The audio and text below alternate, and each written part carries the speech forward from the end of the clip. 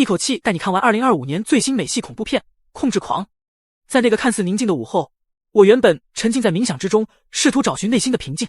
然而，当我轻轻闭上双眼，一股异样的感觉如汹涌的潮水般向我袭来。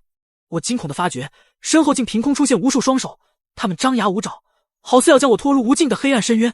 慌乱之中，我猛地睁开眼睛，入目所见却只有一只蚂蚁正沿着我的肌肤缓缓爬行。我以为这只是一场虚惊，可谁能想到这仅仅是恐怖的开端。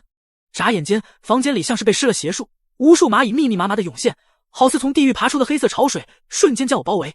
怀揣着不安，我下意识地跟随蚂蚁爬行的轨迹慢慢走去。很快，我发现墙上不知何时出现了一个洞穴，而洞穴里竟是一个庞大的蚂蚁窝。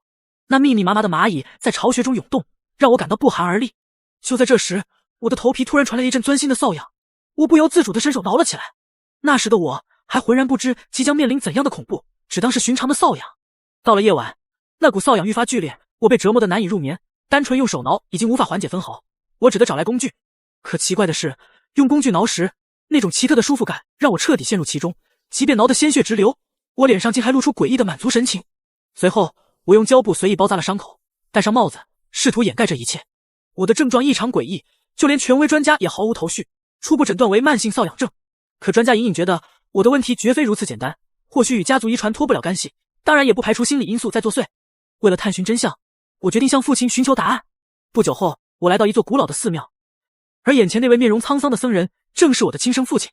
我刚想开口询问家族病史，一幅挂在墙上的诡异画作却瞬间吸引了我的目光。父亲见状，缓缓开口解释道：这幅画就如同饥饿的寄生虫，会悄然潜入人类宿主的大脑，宿主越是虚弱，它就越发强大，直至将宿主的灵魂完全吞噬。我听完，顿觉一阵强烈的不适涌上心头，紧接着眼前的世界开始扭曲，我陷入了可怕的幻觉之中。离开寺庙后，我在开车途中也无法停止挠痒，双手不停地在头皮上抓挠。停车后，我撕下头上的胶布，只见头皮上满是触目惊心的血迹。之后，我来到仓库，打算寻找母亲的遗物。母亲在我年幼时就溺水身亡，可我总觉得事情背后隐藏着不可告人的秘密。仓库里摆放着父亲的军装，厚厚的灰尘显示这里已多年无人踏足。我发现一个带锁的抽屉，可惜没有钥匙。经过一番翻找，我只找到了一张出生证明和一本相册，再无其他有价值的东西。突然，外面传来急促的脚步声，紧接着是隐隐约约的哭泣声。我怀着忐忑，顺着声音找过去，只见一间仓库的卷帘门半掩着。我蹲下身子，想要询问里面的人是否需要帮助。然而，眼前的景象让我毛骨悚然，仓库里爬满了密密麻麻的蚂蚁。我小心翼翼地查看，里面空无一人，唯有一面镜子，上面同样爬满了蚂蚁，仿佛在诉说着不为人知的秘密。回到家，我立刻将墙上的蚂蚁洞堵上，只要看到蚂蚁出现，便毫不犹豫地将其捏死。随后，我翻开从仓库带回的相册，一张母亲的照片引起了我的注意。我拿着放大镜仔细端详，竟发现母亲的手臂上有类似抓伤的痕迹。看到这一幕，我下意识地又开始挠头皮。为了克制自己，我决定戴着厚重的手套入睡。可到了半夜，一只蚂蚁偷偷爬上我的身体，还钻进了我的鼻子里，我瞬间被呛醒，剧烈的咳嗽起来。好在这只是一场噩梦，可当我松了一口气时，却发现睡前戴的手套不见了，手指上还残留着斑斑血迹。我满心疑惑，上网查询父亲提到的寄生虫，却一无所获。寺庙里的父亲似乎感应到我正遭受痛苦的折磨，打电话想要询问情况，可我满心都是对父亲的不满，根本不想理会他。之后，父亲抓起一把盐，狠狠地撒在了那幅诡异的画像上。另一边，我找到了小姨，希望能从她那里了解更多关于母亲的事情。小姨见我如此迫切，最终决定将真相告诉我。原来，越战结束后，一些可怕的事情降临到母亲身上。可话刚说一半，小姨突然脸色变得十分凝重，不愿再继续说下去，匆匆离开了。第二天，我正在拍摄宣传照，突然，房间里的灯光开始闪烁，我的影子后竟出现一个巨大的恶魔轮廓。紧接着，一只乌黑的手猛地伸出来，抓住了我。我惊恐万分，赶紧跑到卫生间洗脸，试图让自己清醒过来。回到家后，为了控制自己不停挠痒的双手，我定制了一个特殊的装置，将两只手腕锁起来，绑在床头，设定7小时后自动解锁。然而到了深夜，耳边突然传来恶魔的低语声，随后恶魔竟解开了绳索，抓住我的手，强迫我用力挠自己的头皮。早上醒来，我看到手上沾满了鲜血，内心的崩溃达到了顶点。为了缓解情绪，我随手拿起一颗糖果放进嘴里，可刚一入口就感觉不对劲，吐出来一看，糖果上爬满了蚂蚁。与此同时，被我修复的墙面也出现了大量蚂蚁。我愤怒到了极点，我抄起锤子砸开墙面，不断往里面喷杀冲击。就在这时，父亲突然出现在家中，给我倒了一杯茶，然后严肃地告诉我已经被感染，寄生虫早已进入血液。我瞬间意识到父亲在茶里下了药，我根本不相信父亲的话，愤怒地将父亲赶出了家门。恢复意识后，我开始回想起父亲的话，于是再次来到仓库，希望从母亲的遗物中找到更多线索。我砸开那个带锁的抽屉，拿出一个文件夹，里面有一些简报和一张画像。几滴雨点打断了我的思绪，我上楼查看，发现天窗没关。就在我准备关窗时，眼前的一幕让我僵在原地。我看到了小时候自己不慎掉入海里的场景，母亲拼命游向我，可接下来的画面却让我震惊不已。母亲并非溺亡，而是被父亲死死地掐死在海里。得知真相的我，心中充满了愤怒与绝望。我拿起一把菜刀，气势汹汹地去找父亲。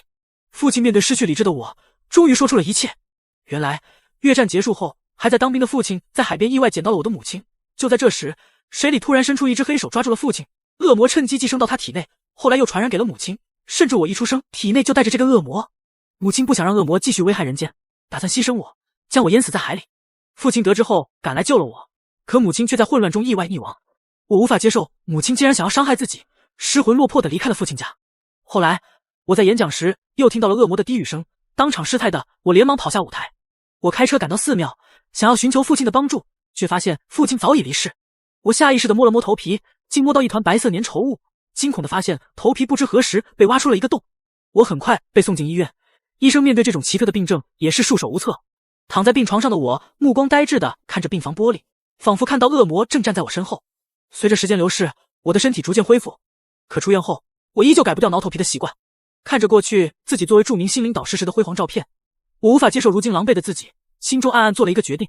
晚上，我给丈夫做了一顿晚餐，丈夫吃完后很快头晕昏迷。等他醒来，发现自己被绑在床上，动弹不得。与此同时，我在客厅摆好祭坛，试图召唤恶魔并将其消灭。但我低估了恶魔的力量，很快就被恶魔压制。